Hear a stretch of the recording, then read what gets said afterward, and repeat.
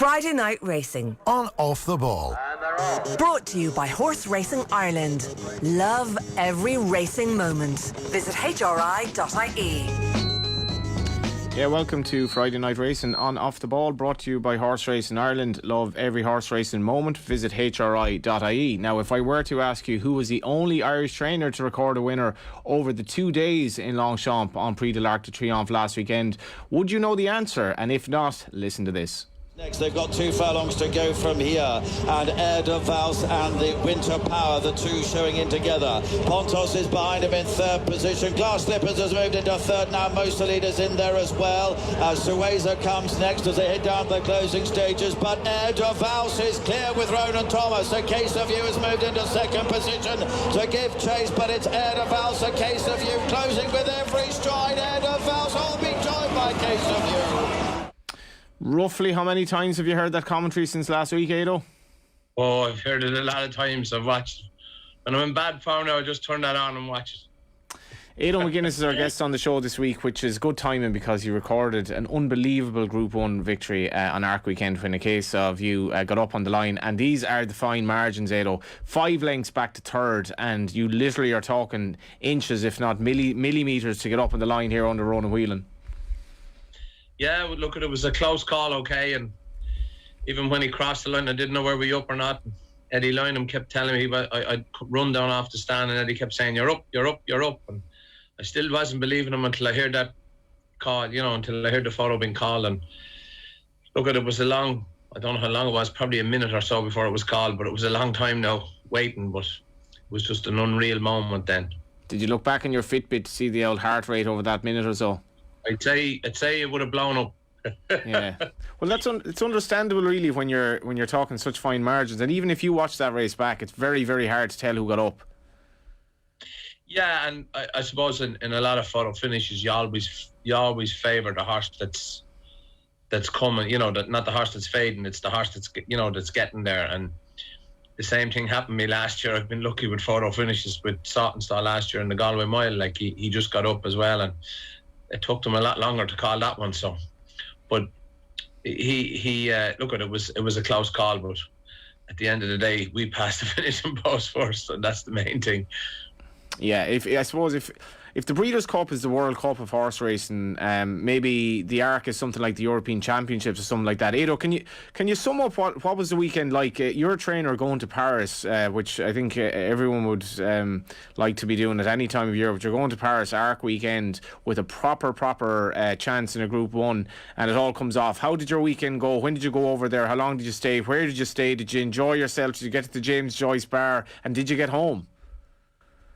I got home Monday morning. I was a bit rattled, okay, but I drove to Tipperary after to the races. I had a couple of runners to Tipperary. We flew out Friday night because I wanted to see the horses on Saturday morning myself. We're giving them a little bit of a canter, and look, I've never been in Longchamp before. I've been in Paris on my honeymoon, okay, but I've never been in Longchamp, and as I said, which was a long time ago when I was on my honeymoon. I've never been there. It was just a fabulous place. It's hard to describe it, but it's a really, really, like, it's an unreal daunting place when you arrive into it. And we, like Saturday, we sort of just chilled out. The horses were in great form. They'd all grubbed up, and we I was very hopeful that they were going to run a big race. I went racing that Saturday afternoon, watched all the racing, and then come back in. We done the horses over and fed them, and all they did was eat, sleep, and drink, which is the main thing for a horse to do, and not fret up, and that's exactly what he did do. And Sunday there was a lot of rain falling. Ian rang me Sunday morning. He said, God, he said, this might be on. He said, it's raining that hard. The place was floating, and like the ground did take the rain plenty, it took it well, but it was testing, it was heavy. It was not extremes, but it was testing enough conditions. And I went back and I walked over and I walked the track then, the Abbey track, which is where the sprint track is in Longchamp. It's the only race on it for the day, so it wasn't where I was going to get chewed up or that. And they always tell me, like, you sort of nearly run downhill for 4 furlongs, and they always tell me that an inside draw is a great draw to have, and we were drawn 5, which was a great advantage to us. I said, this horse, I knew they were going to go fast, and people say, oh, they mightn't lie up, but I knew he'd finish. Like, he's a sprinter that stays, and that's exactly what you want in a top-class sprinter, and that's exactly what he is. What was the conversation with Ronan Whelan beforehand? Oh, look, I didn't say how while Ronnie was beating himself up a little bit over the flying 5. He said, I should have won it. And I said, look, don't worry. I said, I would have settled for second. I was a little good at myself after when you're finished second in a Group 1 and your first ever runner in Ireland in a Group 1. And I said, I would have settled for it yet that morning. So I just said, Ronnie, do what you have to do. We knew there was going to be plenty of pace. They would go fast. Like in a sprint, they go fast no matter what. There's no, they don't. You never hear anyone coming in a sprint and say they crawled. So they were always going to go flat out, and usually after 2.5 furlongs, it's out with the out, and it's pushing and shoving. And we knew this fella would finish, and I just said, Ronnie, take your time, try and get him in his comfort zone and keep him as close as you can to the front and to the leaders. And that's exactly what he did do, except the French horse did get first run on the whole field, and she was drawn well, that horse was, but Ronnie didn't panic, and that's what good jockeys do. They don't panic, and he knew he had the horse under him, and out he came out, the way he finished, he was, I think, as I looked at the times and the splits, his last furlong was very fast, How do they call a photo finish in France? Is it the same over here as when you're just waiting for the number and you're waiting and waiting and waiting? Or how was your French? How did you know he got up? I was looking at the screen waiting for that number to come up, number 3. And that's what I was doing, and up it came, and the whole place just went mad. I got a great reception. Ronan got emotional. We all got emotional. It was just brilliant. It's hard to describe the feeling, really. When it happens your first time, but especially in a place like that, as I said, it's like the Champions League final, really, of sprinting, and that's exactly what it was like. And it's very hard to describe it, but it was just brilliant. And we got a great reception of all those people that were there at the races. The cheers and the roars we got coming, walking up the gangway, and even walking into the parade ring was unbelievable. And I think my local vet was there, and his 2 assistants were there, and they come running down to me and gave us. I got more pats in the back and everything. It was just brilliant. You probably could have done with the vet on Monday morning, I'd say. I could have. I tell you that. I needed juice Monday morning. But look, it was the whole occasion was just brilliant at that time, Johnny. It was, as I said, it was fantastic, and you just sort of say, "Am I dreaming? Am I dreaming?" But it was, you never think it might happen to you. You'd often be sitting at home watching these races at home and saying, God, wouldn't you love to be there? And I'm very privileged that I was. I suppose, much of the talk of sport this week and about football has been about Newcastle United and the takeover, and how effectively it's impossible now for smaller clubs, or very, very difficult for smaller clubs, unless you've massive money, to make it at the top level, obviously, in football. The story of this horse, Ado, it just goes to show, like, that racing dreams really can come true. If you're listening to this on Friday night, we've obviously had the guys on speaking about the Barney Curley documentary, and Bellewstown is such an important part of that story. But Bellewstown, such a small Irish racetrack, and this is where it all began for A Case of You, before he joined you, having run for John McConnell.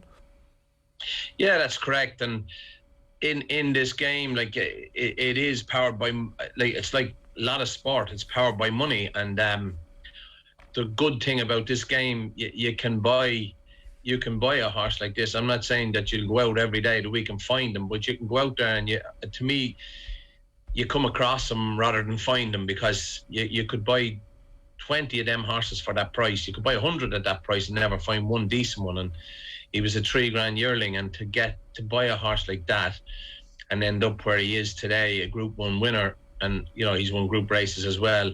It's just an unreal story.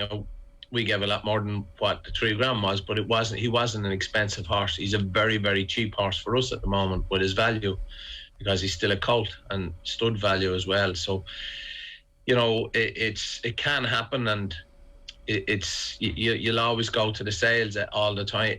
Like, we've been at sales last week and the week before, and you'll always see lads scouting around there, and something cheap might come in, and one of these guys will take a shine to it and they'll buy it, and he could be a superstar. Nobody knows in this game until, like, it is all about breeding, but there's always the one freak that will come out, not well bred and that, and he'll end up like this. And that's exactly what this horse is. He's just He's just a natural, and that's, it's just brilliant. But as I said, dreams can happen in this game. Well, I spoke to a lad recently who invests in stocks, and he put himself off buying Zoom after Zoom had doubled in value, we'll say, in the lockdown, because he said it's gone up, it's doubled, it's not going to get much higher. And of course it did, and it did, and it did. Now, this horse was $3,000 before he ran. When you're buying him, so you're buying him at the back end, we'll say, of his 2020 campaign, this is where it gets interesting, because you're going to have to pay a lot more money. But the purchases that your yard has made for reasonably decent money, like, so you're not buying the top, but you're buying horses with proven ability, have gone really well. And how did this transaction take place? And tell us about the owner, Gary Devlin, as well. Yeah, look, I think there was a problem with it, with an X-ray at one stage. The horse was sold to Hong Kong, and Hong Kong is such a difficult place to get horses in with X-rays. Now, there was one problem, and we went back, and the horse 2 months later, and we looked at the horse, and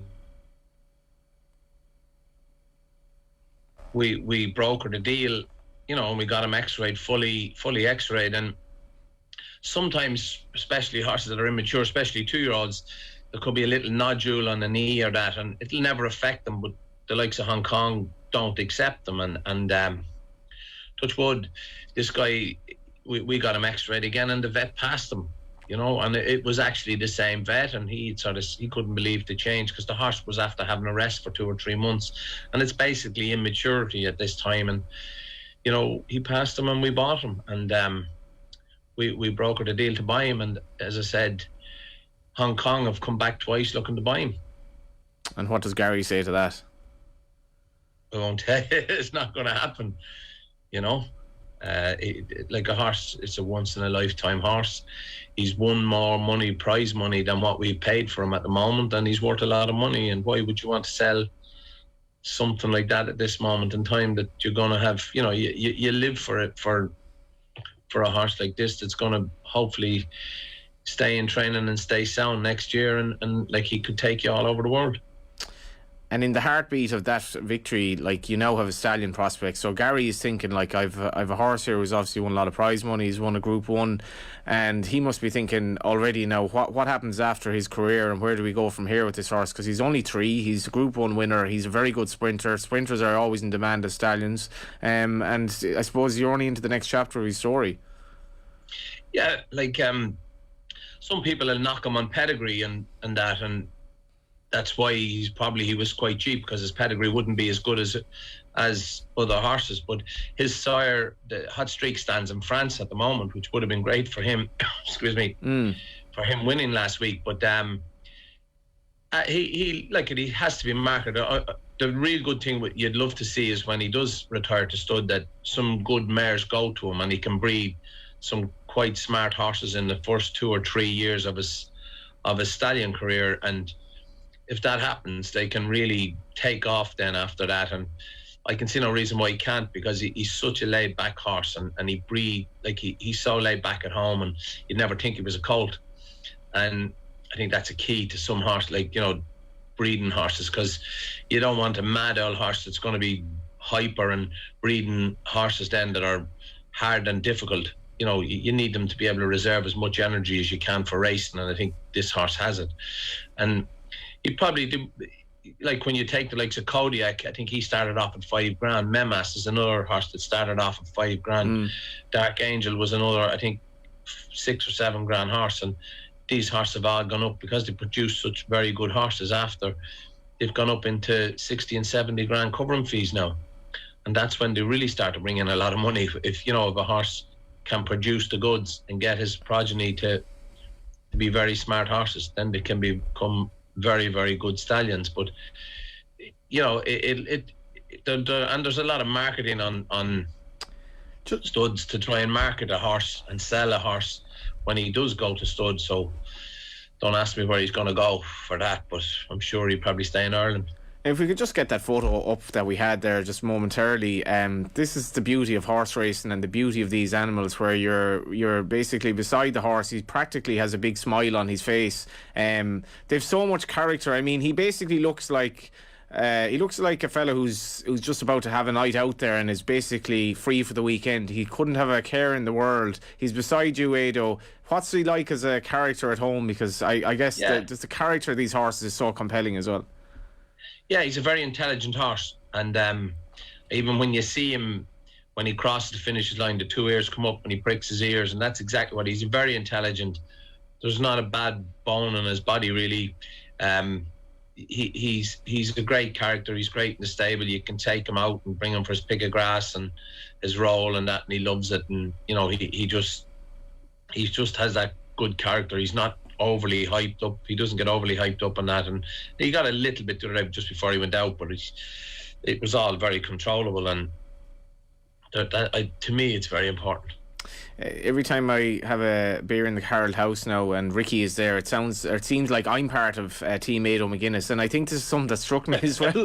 He was texting me then on the Sunday night. He said, "Come on, we're all going to Tipperary," and even though like he's obviously one of your owners or whatever, it's kind of isn't it a bit like if a club has one of their players gets onto the county team and everyone follows them? It's part of that, and that you're part of that story, and you want your Ado McGuinness to do well, and you want your fellow owners to do well because you're part of the story as well, I suppose. Yeah, the guys, actually, there was a couple of Ricky's guys out last week that were out for current options, and they were all in the parade ring when the other horse come in as well, when a KCU come in. And these guys, they're a great bunch of guys. They're involved in a lot of horses, and they're just great guys to have gone racing. And that's what race scores are all about, are these type of guys that come racing, enjoy their day racing, have a beer and have a bite to eat, and love a little punt. They're not heavy punters or anything, but that's what, in my opinion, that's what racing is all about, is guys like these. Friday Night Racing is brought to you by Horse Racing Ireland. And obviously last week we were talking to a trainer about another 3-year-old stallion prospect in St Mark's Basilica. That was Aidan O'Brien, and I guess I did make the point that one of the problems the flat has is that you get these 3-year-old stars are then whisked off to create other horses rather than race themselves. How long will this fella stay in training, Ado? Look, he'll probably stay in training next year, and then I suppose it'll depend. If we can bag another Group 1 or 2 Group 1s next year, he's going to be a very, very valuable stallion prospect. And at that stage, you could turn around and say, listen, he has to go to the breeding shed, and you can understand why then he will. But I'm sure they'll race him on next year, and then we'll sit down and hopefully he'll be a double or a treble Group 1 winner when I'm talking to you this time next year. Happy days. And people will be listening in and watching at home, and they'll be saying, Ado McGuinness now, he'll have people knocking down his door to get horses, but it actually doesn't really work like that necessarily, does it? No, look, we've had to work hard to gather in all these owners and get owners in, and it's not easy, and like it's all about capital as well. And we've been at the sales last week, Johnny. We bought yearlings last week, and we bought some the week before, and we bring them back, and we try and syndicate some of them. Sometimes we have orders for some of them as well, but we're launching a new investments yearling scheme next week. We're going to launch that, and we have some yearlings there for that, and we're going to buy some more next week and the week after. So it's all about trying to get new stock in and new people in, and to get in and invest in the game and enjoy the game. And it's ridiculous to me that Stephen Kenny is mentioned so much, and there's very little said about the likes of Anthony Barry, who's such a massive cog in the operation. And it'll be all about Ado McGuinness, but there are so many cogs to your wheel as well in the stables up in North Dublin. Yeah, look, it goes back down to even the guys that muck out the stables of 2 brilliant guys that do that, and they're, to me, they're a very important part of the yard. They keep the yard spotless. They muck out the horses every day. They clean the water buckets. They wash that. That's a very important part of the yard to the guys that ride out every day. They look after the horses. To the likes of Stephen, he's my assistant. He's there when I'm not there, or he went to York this morning with a horse, and my wife does the accounts and does, bits and pieces around it, like whatever we need doing, she does all that. And then I've my kids, I have 3 kids there, and they help out as well. So it's a big family affair, but I still have a huge amount of staff. We've good staff on top of that, and once they're all happy, and they are all very happy, but they work very hard, and thankfully they're all getting rewarded at the moment. And anyone who visits your yard will be struck by, I suppose, the atmosphere there. It's such a friendly atmosphere. But a couple of other key points, I suppose, is that it's adjoined to effectively a strawberry farm, and also it's very, very close to the sea, which are two big parts of your life as well. Yeah, look, I worked on, I grew strawberries for years and tomatoes long before I ever went training horses, and the only place I ever worked is on that farm since the day I was born. Like I've only ever worked there. I've never worked anywhere else in my life, not even with horses. I've just picked it up as I've gone along, and said it's an unusual place for people. Some people go into big, real fancy yards. Mine wouldn't be fancy, but it's a very practical yard that is run, and I think the main thing is horses are kept healthy, they're fed well, and that's a huge part of it, and that's exactly what we do. And we've a good setup, and the system that we work is working, and it's working very well for us at the moment. How did the feeling of that victory compare to the ones you've had from, say, Victram in the Imperial Cup back in the day to winning the big race like Galway? Was this different gravy altogether? Yeah, it was different. I'll never forget the likes of winning the first Galway mile. I'll never ever forget that. But to win a Group 1, I suppose it's a bit like winning the Champions League. You can win all the league championships, but when you go and win the Champions League, then it's different gravy altogether. And this definitely is. You've world-class trainers all around you, and world-class jockeys. And jockeys come over to me the other day that I didn't know, shook my hand and said well done, and after racing and that, and it was just unreal. And we walked out of Longchamp the other day, and I had the trophy in my hand, and we were heading for the bus, and two English guys said to me, what did you win? I said, we won the Abbey. And he said, you won the Abbey and you're on a bus? And I said, yeah, we're on the bus. But we had a great day. We had a great time even travelling back into Paris on the bus. The guys, we had a great sing-song with the English guys, and it was one of these big long buses, and they were dancing at the back of it, and it was bouncing all over the place. But that's the way we are, and and that's the way we stay. And it's the same in the yard. It's a simple yard that works. Yeah, I actually remember being on the Ryanair flight back to Dublin the day after See the Stars won the Arc, and there was Michael Kinane more or less sitting behind us in the economy seats, just like the rest of us. The show goes on, because as you say, where were you racing? Tipperary then on Monday with the lads? Yeah, I was at Tipperary Monday afternoon. Now, I had a good night in Paris Sunday night. Okay? I had photos to prove it, actually. Sorry? I had photos to prove it. We won't bring them up here. I think you might have, yeah. There was a good dance or a good crack in the Irish pub, and we had a great time. And I get up Monday morning, business as usual, and off we go. A little bit drowsy, but we managed and kicked on then, and back to normal then. Tuesday, Wednesday and Thursday, I'm back up in my tractor in the morning, out harrowing the gallops and doing the horses, and that's exactly what I love doing. And say if there's a bunch of lads, and increasingly like the lads and ladies I think get involved in horse ownership now, they are inclined maybe to go towards the flat, because maybe Dundalk and so on, and it's maybe a little bit easier than taking on the big guns, one would argue. But if somebody were to set up Cynic and go to Aidan McGuinness, what does he or she get? Yeah, look, it depends what you want, and I've had a good few inquiries about horses this week. You've got, to me, recommend if a bunch of people want to go in and buy, go racing straight away, Johnny, I recommend them to buy a horse and training and get the feel of horse racing rather than go and buying a yearling. I think people got to understand what yearlings are and how long it takes to produce a yearling, before racing. Because you can buy a yearling today and it could be next August or September before this horse is able to run, if he's a bit backward or he could have a mishap. And whereas I can go to the horse and training sale in 2 weeks' time, I'll buy a horse and I'll have them racing in November, December. But you're never going to get rich out of them horse and training horse, but you'll have good fun and go racing quite quickly. Buying the yearling, you could buy the $3,000 yearling and end up with a KCU, and that's the dream of buying a yearling. But you could buy a yearling and you could end up maybe not seeing the race course if he's not fast enough. So I always throw the options to the guys first, what they want to do. If a bunch of guys comes to me and say, look, we want to get racing, I want to get there quick, well, it always has to be a horses and training horse.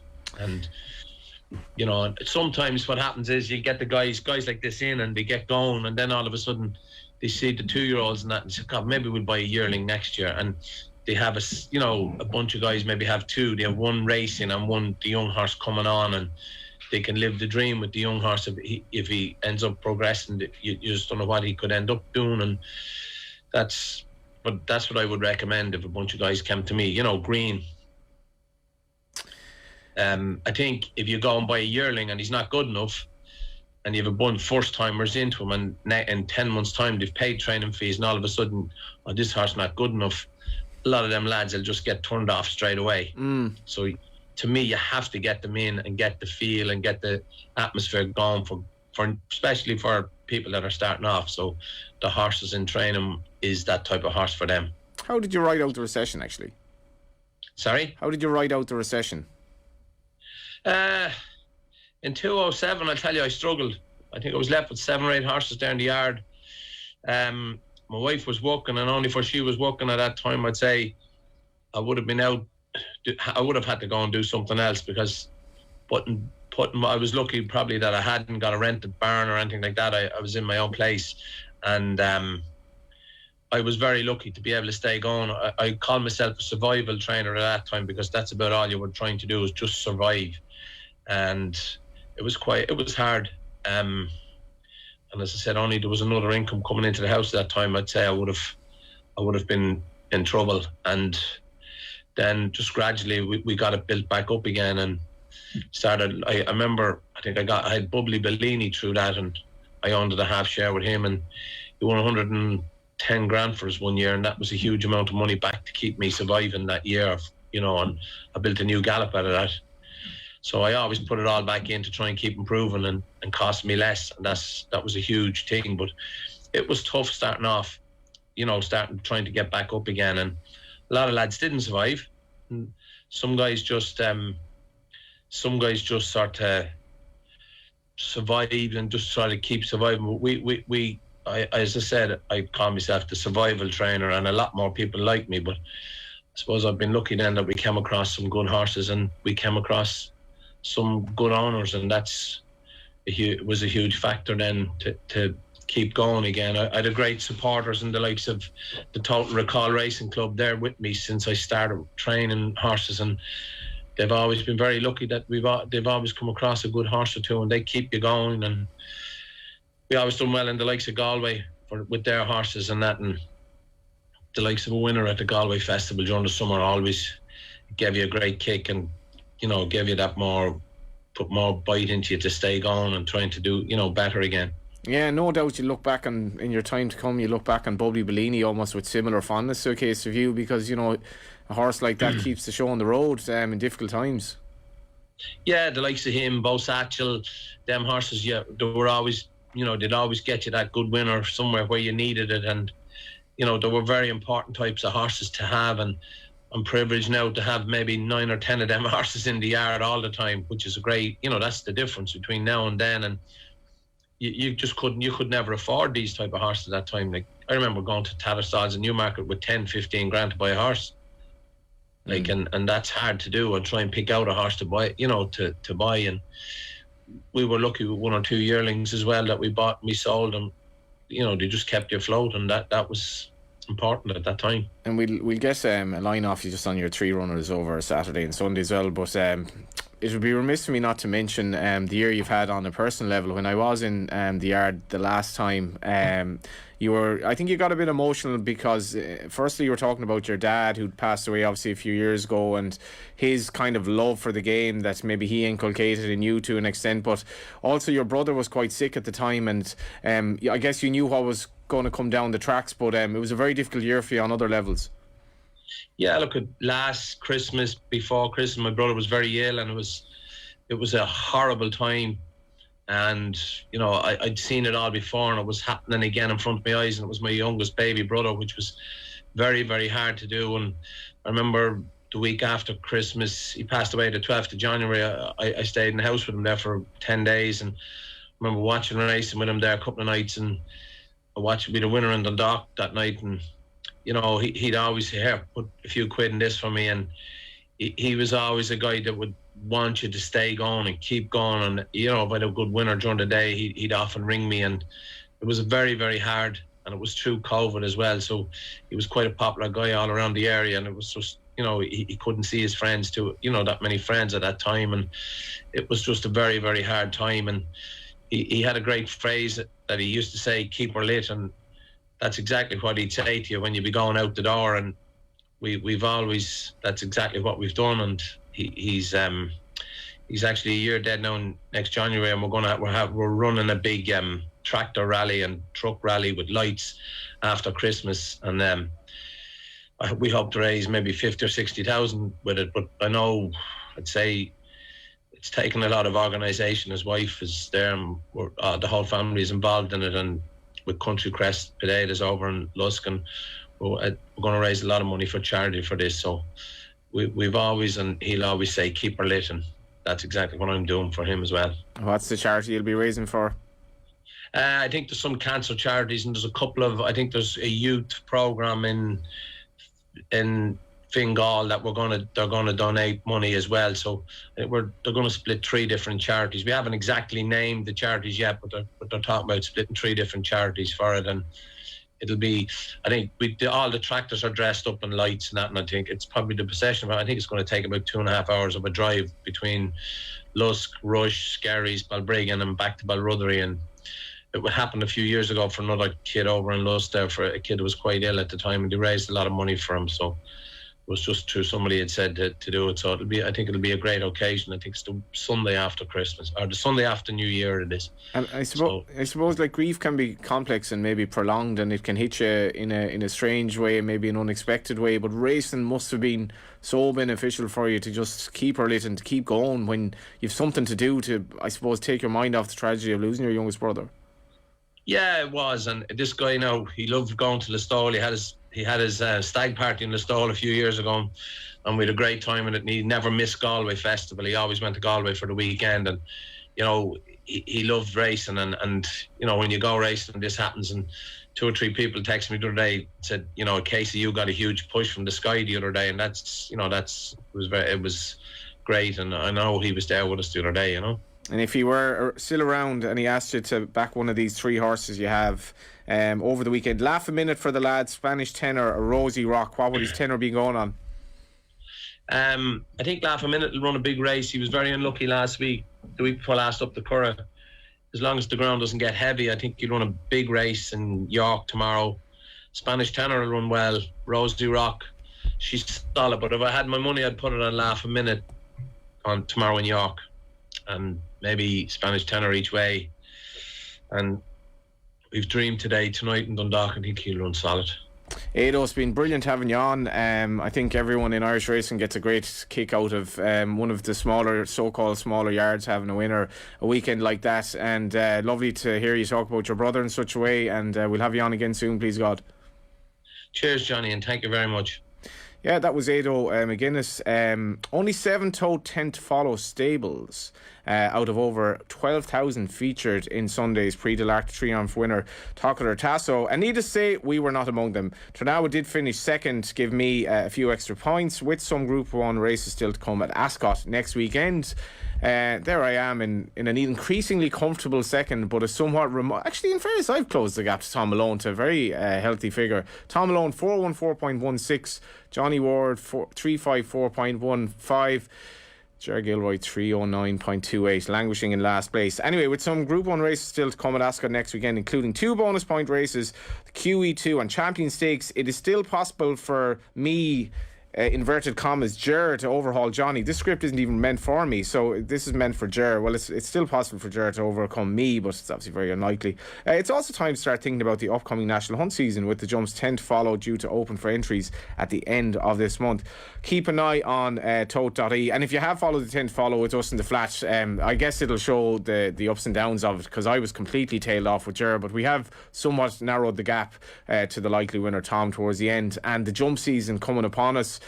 Spoke to Gordon Elliott during the week. Unbelievable number of good horses coming up in his yard and Willie Mullins's, and lots of crack to be had. Friday night racing off the ball is brought to you by Horse Racing Ireland. Love every racing moment. Visit hri.ie. We'll be back next Friday at 3 p.m.